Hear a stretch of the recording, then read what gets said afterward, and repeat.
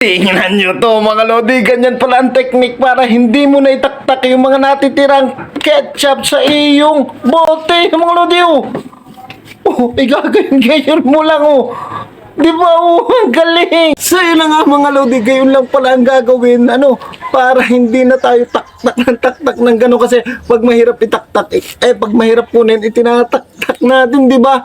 Tapos yung ginawa ng babae ginagano. So, titignan natin kung legit yun. Susubukan din natin, okay? Let's go! Hello, di nandito tayo sa aming kusina. Teka, maghanap tayo ng ketchup kung meron pa. Alam kung meron pa kami. Teka, to. Pwede kaya to? Ay, madami pa itong laman. Tsaka ang labnaw niya. Teka. Yun! Eto!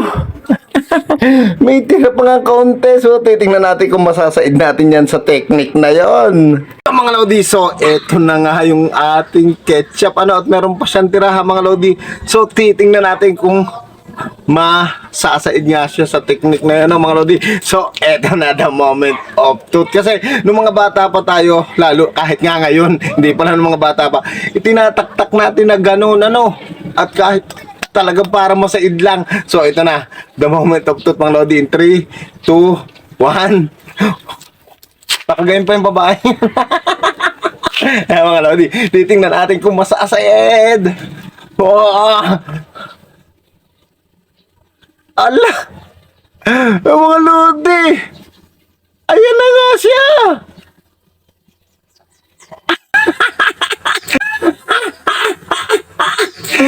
Ang galing! Oh, so konti pa. Baka malalahat na.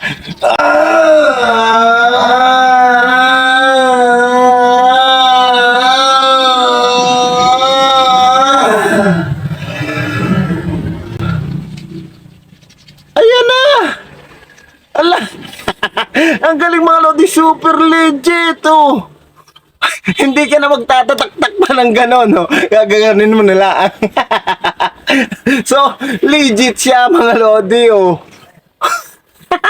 Gusto niyo bang kumita ng pera kahit wala kang ginagawa o nasa bahay lamang kayo?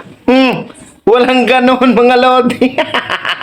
So, mga lodi, maraming nagbe-message, nagchat-chat, na kung pwede ito i-promote ito. So, pasensya na kayo, mga lodi, kung tinatanggihan ko kayo kasi ayaw ko pong turuan yung aking mga followers o mga viewers ng sugal, So, pasensya na po kayo, kasi ewan ko. Hindi, basta ayaw ko, hindi ako nagsusugal. Ayaw kong magturo ng sugal para sa mga followers ko. So, okay, maraming salamat.